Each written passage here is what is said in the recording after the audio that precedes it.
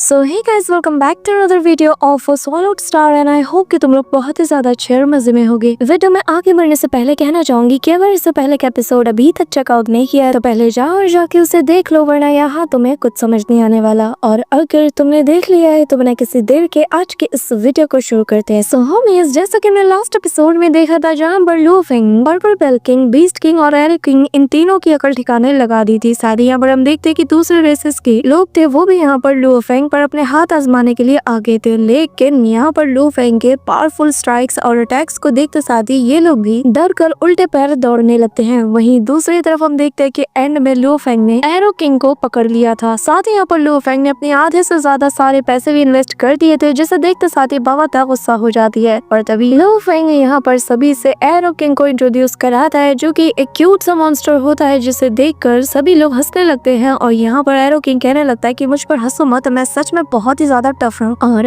आगे सो होमीज, हमारे इस एपिसोड के स्टार्टिंग में ही हम बाबा और आचुका को देखते हैं, जहाँ पर वो एरो किंग का मजाक उड़ा रहे थे, लेकिन एरो किंग बार बार यही कह रहा था कि मेरा मजाक मत उड़ाओ, मैं वाकई में बहुत ही ज्यादा स्ट्रॉन्ग हूँ। इसी दौरान लू फेंग उस पर्पल बेल को दिखाते हुए कहने लगता है कि ये वाकई में बहुत ही ज्यादा टफ है, और जो लोग भी फायर एंड स्पेस के लॉस को मास्टर करते हैं ये उनके लिए बहुत ज्यादा सूटेबल है। जिसके बाद लू फेंग एरो किंग से कहता है कि क्यों ना इसे तुम ट्राई करो। अब यहाँ पर ये सुनते साथ ही एरो किंग सीधा दौड़ते हुए जाकर लू फेंग का पैर पकड़ लेता है और कहने लगता है कि मास्टर आप कितने ज्यादा अच्छे हो, थैंक यू सो मच, मैं आपकी इस एहसान को कभी भी नहीं भूलने वाला। यहाँ पर लू फेंग उसके रिएक्शन को देखकर हंसने लगता है, साथ ही अरीना भी हंसती है। कि तभी लू फेंग उससे कहता है कि जाओ और जाके इसे ट्राई करो। और फिर एरो किंग तेजी से जाकर उस पर्पल बेल को टच करने लगता है। पर तभी यहाँ ये देख कर सभी लोग एक्साइटेड हो जाते, क्योंकि वो भी देखना चाहते कि आखिर इसका ट्रांसफॉर्मेशन लुक कैसा होता है। लेकिन यहाँ पर इंतजार करते करते काफी देर हो जाती है, लेकिन एरो किंग अभी भी उस पर्पल बेल को टच नहीं करता है, जिसे देखकर बाबा को आता है गुस्सा और वो जाती है और एक लगाती है, कहती है कि आखिर तुम कर क्या रहे हो, क्या इसके लिए भी अब मुहूर्त निकालना पड़ेगा। ये सुनते साथ ही जो एरो किंग है वो उस बेल को टच करता है और तेजी से यहाँ पे ये बेल ग्लो करने लगती है। उसके आसपास एक बैरियर सा बनता है कि तभी तेज रोशनी के साथ ये पर्पल बेल एरो किंग के सिर पे जाकर सेट हो जाती है, जिसे देखकर बाबा और आटुका को बहुत गुस्सा आता है। वो इसे मारने को दौड़ती है, लेकिन लू फेंग और अरीना ने इन्हें रोक लिया था। इस दौरान हमें थोड़ी देर बाद का सीन दिखाया जाता है, जहाँ पर Lu Feng star fantasy king से मिलता है, जहाँ पर दोनों ही साथ में ड्रिंक कर रहे थे। और फिर वो लू फेंग से कहती है कि क्या तुम स्टार टावर में वापस जा रहे हो, जिस पर लू फेंग हाँ में जवाब देता है और कहने लगता है कि मेरे जो मेरिट स्कोर्स हैं वो इस हद तक पहुंच चुके हैं कि मैं इजीली क्वालिफाइड कर सकता हूँ, और इसी वजह से मैं वहाँ पे जा रहा हूँ। और बहुत ही जल्द मैं इस जगह को भी छोड़ने वाला हूँ, तो सोच रहा हूँ कि जाने से पहले जो सबसे डेंजरस जगह है इस आउटसाइडर बैटलफील्ड की, उसे एक बार विजिट किया जाए। यहाँ पर ये सुनते साथ ही जो स्टार फैंटेसी किंग है वो भी कहती है कि वैसे हाँ ये तो तुमने सही कहा, क्योंकि जो स्टार टावर है वो विजिट करने के तो लायक है। साथ ही वो ये भी बताती है कि यहाँ पर बहुत से पावरफुल क्रिएचर्स को सील करके भी रखा गया है, और काफी साल पहले 4 पीक के जो रेसेस के लोग हैं उन सभी ने हाथ मिलाकर इस मैटर पर अपनी आवाज भी उठाई, साथ ही इसके अगेंस्ट वॉर भी छेड़ दिया था। हालांकि ये जो सीलिंग स्टार है जिसके जरिए से पावरफुल क्रिएचर्स को सील किया जाता है, ये हजारों साल में बस एक बार ही अपीयर होता है, और जिसका की कोई पैटर्न नहीं होता, लेकिन फिर भी 4 पीक्स के जो पावरफुल वॉरियर्स होते हैं वो फिर भी इसके लिए उस जगह पर गैदर होते हैं। तो तुम्हारे लिए ये काम थोड़ा तो मुश्किल हो सकता है। अब यहाँ पर ये सारी बातें सुनकर लू फेंग उससे कहता है कि ठीक है, फिर मैं अपनी पूरी कोशिश करूंगा और अपनी किस्मत को तो एक बार मैं जरूर आजमाऊंगा। यहाँ पर ये कहते साथ ही वो उससे फेयरवेल कहते हुए यहाँ से निकल जाता है, और हम देखते हैं कि सेकंड्स में ही वो मिलियंस ऑफ किलोमीटर दूर पहुंच जाता है। इसी के साथ हम देखते हैं कि फाइनली लू फेंग ने यानजी कॉन्टिनेंट और बाकी के इलाकों को बहुत पीछे छोड़ दिया था, और अब वो तेजी से उस स्टार की तरफ बढ़ रहा था। रास्ते में उसे बहुत से प्लैनेट्स, बहुत से जो गैलेक्सीज होते हैं वो भी नजर आती है, और इसी दौरान उसे एक बहुत ही ह्यूज स्टार नजर आता है, जिसे देखते साथ ही जो बाबा है वो कहने लगती है कि वाकई में ये कितना ज्यादा बड़ा है, यानजी कॉन्टिनेंट भी इसके आगे कुछ नहीं। अब यहाँ पे हम देखते हैं कि बाबा ये बात इसलिए कह रही थी क्योंकि वाकई में ये जो प्लेनेट है ये बहुत बड़ा है, लेकिन उनके सामने जो स्टार मौजूद है ये उससे भी कई गुना ज्यादा बड़ा है। और जिसे देखते साथ ही बाबा आगे कहती है कि ये जो दूसरा नेबुला है ये भी बहुत ही ज्यादा खूबसूरत है। इसी दौरान एरो किंग आगे आता है और खांसते हुए कहने लगता है कि वैसे मैं तुम लोगों की जानकारी के लिए बता दूं कि ये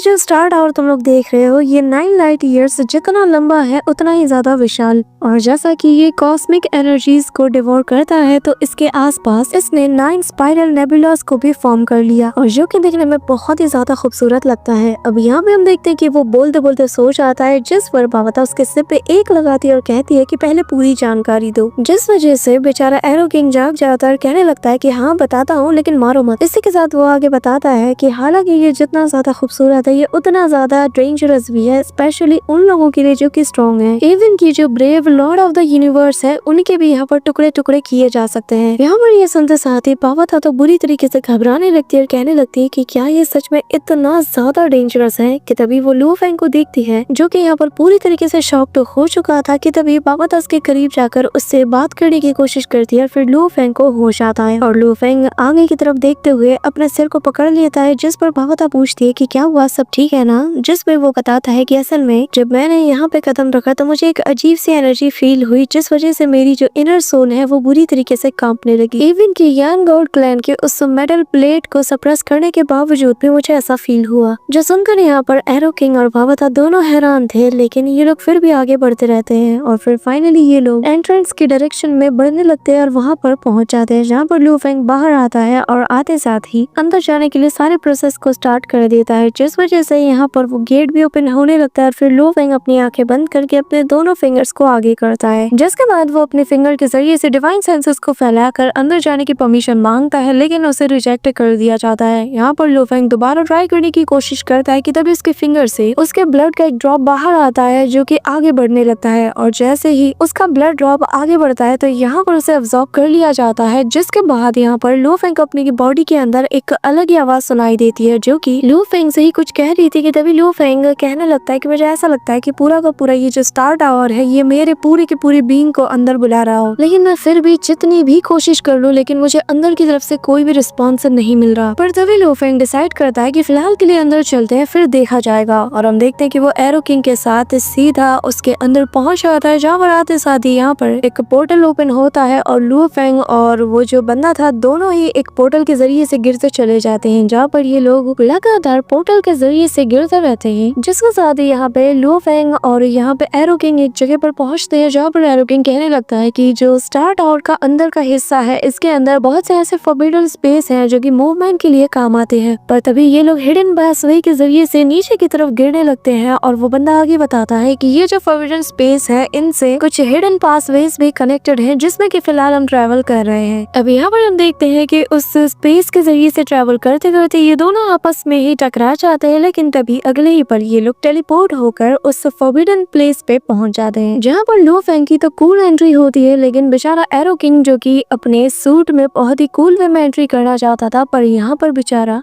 कैलकुलेशन करने में थोड़ा मिस्टेक कर देता है और वो मुंह के बल जमीन पे जा गिरता है। इसी दौरान बाबा भी आती है और कहने लगती है कि क्या बात है, फाइनली हम यहाँ पर इस फॉरबिडन प्लेस में पहुंच ही गए। इसी दौरान यहाँ पर हम एरो किंग को देखते हैं जो कि अपना सिर जमीन से बाहर निकालता है और उसे बहुत ही ज्यादा मुश्किलें आ रही होती है, पर एट द एंड बेचारा कामयाब हो जाता है और फिर कहने लगता है कि डिटेक्शन डिवाइस, वर्ल्ड प्रोजेक्शन, कमाल की माइंड पावर्स और इंसर्ट टेलीपोर्टेशन जैसी बहुत सी कमाल की चीजें, हर चीज यहाँ इस फॉरबिडन प्लेस में पूरी तरीके से बाउंडेड है। लेकिन हाँ, अगर तुम डिवाइन टेलीपोर्टेशन का यूज करते हो तो तुम यहाँ से निकलने में कामयाब हो सकते हो। इसी के साथ एरो किंग यहाँ पर इन सभी को इंस्ट्रक्शंस देते हुए बताने लगता है कि हाँ, मैं एक और बात बताना भूल गया, और वो ये कि सिर्फ उन्हीं पैसेज के जरिए से हम ट्रैवल कर पाएंगे जो कि आपस में एक दूसरे से कनेक्टेड है। अब यहाँ पर वो ये सारा ज्ञान दे ही रहा होता है कि तभी वो कुछ सेंस करता है और लू फेंग से कहता है कि मास्टर पीछे हटिए, हम पे अटैक हो रहा है। और वो सेकंड्स में ही अपने उस आर्मर वाले सूट में बैठ जाता है और घुमा के एक जोरदार पंच उसी डायरेक्शन में कर देता है, जिस वजह से स्पेस में क्रैक बनता है। हम देखते हैं कि कुछ मैकेनिकल बीस्ट इनके ऊपर अटैक कर देते हैं, जिन्हें कि एरो किंग अकेले ही निपटा देता है और भाई इन्हें उठा उठा के मार रहा होता है, जिस वजह से बंदा डर के मारे दूर भागने लगता है। और तभी लू फेंग भी यहाँ पर आ जाते हैं, लेकिन इससे पहले कि ये लोग राहत की सांस लेते कि तभी जमीन को फाड़ते हुए एक बड़ा सा जाइंट टेंटिकल बाहर निकलता है, जिसे देखकर लू फेंग और यहाँ पर दूसरे लोग भी शॉक्ड रह जाते हैं। पर तभी ये जो बड़ा सा बीस्ट था ये इनके सामने आके खड़ा हो जाता है, जिसे देखकर एरो किंग सभी को बताने लगता है कि ये यहाँ इस फॉरबिडन प्लेस का हजारों साल पुराना गार्डियन है, और अगर हमें इस स्पेस गार्डियन को डिस्ट्रॉय करना है तो हमें इसके कोर को ढूंढना होगा जो इसके बॉडी में ही कहीं मौजूद है, और इसके एनर्जी कोर को डिस्ट्रॉय करते ही हम यहाँ से आगे बढ़ जाएंगे। यहाँ पर ये बीस्ट होता है, ये अपने मूव्स को चल देता है, जिसे देखकर लू फेंग ने भी अपने सूट को पहन लिया था कि तभी आसमान से वो दोबारा से अटैक करता है, जिससे कि लू फेंग बाल बाल बच रहा है। इसी के साथ हम देखते हैं कि ये बीस्ट अपने टेंटिकल से बार बार जमीन पर अटैक करता है, जिससे ये लोग डॉज करते हैं कि तभी एरो किंग अपना एरो को बाहर निकालता है और इसके जो आसपास के टेंटिकल्स होते हैं इनकी डायरेक्शन में चला देता है, जिस वजह से इसका एरो सर्कल में स्पिन करता है। पर तभी वो रिवर्स डायरेक्शन में अपना एक और एरो को थ्रो करता है और ये दोनों ही रिवर्स एनर्जी वाले थे, जिस वजह से जैसे ये दोनों आपस में टकराते हैं तो यहाँ पर एक बहुत बड़ा एक्सप्लोजन होता है, जिस वजह से उसके आसपास के जो टेंटिकल्स होते हैं वो पूरी तरीके से डिस्ट्रॉय हो जाते हैं और एरो किंग यहाँ से आजाद हो जाता है। लेकिन ये जो बीस्ट है ये फिर भी हार नहीं मानता और वो इन पे लगातार अटैक करना शुरू कर देता है। ये देखकर एरो किंग दोबारा से अपनी तीर से उस पे अटैक करता है, जिस वजह से ये जो एरो था ये इस बार इसके सिर के पास लगता है और वहाँ पे एक बहुत बड़ा धमाका होता है, जिससे वो थोड़ी देर के लिए अपना कंट्रोल खो देता है और ये अंधाधुन यहाँ वहाँ अटैक करना शुरू कर देता है, जिस वजह से उसके टेंटिकल्स के चपेट में आने की वजह से ये जो एरो किंग है ये लुओ फेंग को लेकर बहुत दूर जा गिरता है। लेकिन तभी हम देखते हैं कि जो एरो किंग है वो वापस से अपने पैरों के बल खड़ा होता है और घुमा के अपना तीर इसके सामने रखकर 1000 एरो नाम की टेक्निक का यूज करता है, जिसे देखते साथ ही जो बीस्ट होता है ये भी अपने शार्प और पॉइजनस स्ट्रिंग से उस पर अटैक करता है और दोनों ही अटैक आपस में जब टकराते हैं तो दोनों के ही एक दूसरे पर किए गए अटैक एक दूसरे के अटैक को डिसॉल्व कर देते हैं। लेकिन इस मौके का फायदा उठाकर जो एरो किंग होता है वो पकड़ता है लुओ फेंग को और तेजी से उसकी डायरेक्शन में थ्रो कर देता है। यहाँ पे हम देखते हैं कि लुओ फेंग जैसे ही उसके करीब पहुंचता है तो वो अपना half moon slash attack use करता है और यहाँ पर इस अटैक को देखते साथ ही हम देखते हैं कि वो जो बीस्ट होता है वो अपने टेंटिकल्स को आगे करके उन्हें फोल्ड कर लेता है और लुओ फेंग का ये अटैक इतना पावरफुल होता है लेकिन वो इस बीस्ट के बॉडी को बिल्कुल भी पेनिट्रेट नहीं कर पाता, जो देखकर यहाँ लुओ फेंग भी बहुत ही ज्यादा हैरान था और वो कहने लगता है कि आखिर मैं ऐसा क्या करूं कि मेरे अटैक इसकी बॉडी को पेनिट्रेट कर पाए। कि तभी हम देखते हैं कि ये जो बीस्ट है ये रोल करते हुए किसी डोनट की शेप में लुओ फेंग की तरफ तेजी से बढ़ रहा था, जिससे बचने के लिए लुओ फेंग भी वहां से एस्केप करने लगता है। पर तभी यहाँ पर एरो किंग बीच में आकर अपना पर्पल बेल आर्मर बीस्ट के नीचे थ्रो कर देता है, जिस वजह से इसका बैलेंस बिगड़ जाता है और ये उल्टी डायरेक्शन में गिरने लगता है। कि तभी इस मौके का फायदा उठाते साथ ही एरो किंग अपना डुअल एरो अटैक कर देता है और हम देखते हैं कि सबसे पहले इसका जो फायर एरो होता है ये तेजी से जाकर दूसरे वाले एरो के लिए रास्ता बनाता है और अपने आने वाले हर एक ऑब्स्टिकल्स को यहाँ पर डिस्ट्रॉय कर देता है और सेकंड्स में ही जो पीछे वाला एरो था वो सीधा जाकर इस मॉन्स्टर की चेस्ट पे जा लगता है, जिस वजह से ये मॉन्स्टर पूरी तरीके से बेजार हो जाता है और अगले ही पल वो जो दूसरी तीर थी वो इसके बॉडी के आर पार हो जाती है। यहाँ पर एरो किंग बहुत ही कूल वे में पोज देने लगता है क्योंकि उसे लग रहा था कि उसने अकेले ही इस बीस्ट को निपटा दिया है। पर तभी उस बीस्ट के जहाँ पेट में चोट लगी थी वहाँ से ब्लैक कलर का लिक्विड बाहर निकलने लगता है और अगले ही पल उस लिक्विड के अंदर से हम एक जायंट से बीस्ट के सर को बाहर निकलता हुआ देखते हैं, जिसे देखकर लुओ फेंग और बाकी सब हैरान थे। और वो जो बीस्ट था वो वापस से अपने उस इंजर्ड हुए जगह पर स्लैश अटैक करता है, जिससे वहाँ पर एक बड़ा सा कट लग जाता है और फिर उस कट में से दूसरा वाला बीस्ट बाहर निकलता है और यहाँ दो बीस्ट इन्हीं लोगों को घूरे जा रहे थे। कि तभी उनमें से एक अपने हाथ से एक पावरफुल स्लैश अटैक करता है, जिससे बाबाता और एरो किंग और बाकी सब बहुत ही मुश्किल से डॉज कर पाते हैं और बस सेंटीमीटर्स की दूरी से ये लोग बचे जाते हैं। इसी के साथ हम देखते हैं कि ये जो स्लैश अटैक होता है ये डुअल स्लैश अटैक था, जिस वजह से इन लोगों ने लुओ फेंग और एरो किंग को स्पेस में ही लॉक कर दिया था और अब जैसे ही एरो किंग इनके अटैक को देखकर इन पे अटैक करने जाता है, लेकिन पीछे से कुछ टेंटिकल्स होते हैं जो कि उसके आर्मर और उसकी वेपन दोनों को पकड़ लेते हैं। पर तभी यहाँ पर हम लुओ फेंग को देखते हैं जहाँ पर वो गुस्से में आ जाता है और वो सिल्वर विंग किंग की पावर का यूज करते साथ ही सबसे पहले अपने ब्लेड की मदद से यहाँ पर एरो किंग को रिलीज करता है और अगले पल उसे लेते साथ ही यहाँ से तेजी से एस्केप करने लगता है। लेकिन जहाँ पे हम देखते हैं कि ये जो टेंटिकल्स होते हैं ये लुओ फेंग और इस बंदे का रास्ता रोकने लगते हैं, पर तभी लुओ फेंग इनको भी काटते हुए आगे बढ़ता चला जाता है और दोनों मिलकर गसब का एक अटैक साथ मिलकर करते हैं, जिस वजह से वो दोनों बीस्ट बहुत दूर छिटक जाते हैं। पर तभी ये जो दो बीस्ट होते हैं ये भी हार कहाँ मानने वाले थे। हम देखते हैं कि ये लोग भी तेजी से स्पिन करते हुए दोनों ही लुओ फेंग की तरफ बढ़ते हैं और दोनों के दोनों बीस्ट किसी ग्राइंडर की तरह यहाँ पर लुओ फेंग को ग्राइंड करने की कोशिश करते हैं, पर उसका ये जो टफ आर्मर होता है ना अपने हीरो की जान बचा लेती है और हम देखते हैं कि लुओ फेंग उनसे आजाद हो जाता है और अब लुओ फेंग खुद यहाँ किसी ब्लेड की तरह स्पिन करते हुए इन दोनों स्पिनर्स के अकल ठिकाने लगा देता है। अब यहाँ पे बारी आती है एरो किंग की और वो पीछे कहाँ हटने वाला था। हम देखते हैं कि वो भी अपने एरो से रेडी हो जाता है। वो अपने मल्टी लेयर एरो अटैक से पहले बीस्ट का काम तो तमाम कर देता है और उसे बुरी तरीके से इंजर्ड कर देता है। पर तभी हम यहाँ लुओ फेंग को देखते हैं जो कि अपने सक्शन फोर्स का यूज करके एक बीस्ट को अपने पास घसीटता है और उसकी पूंछ से उसे पकड़ लेता है और फिर उसे घुमा घुमा के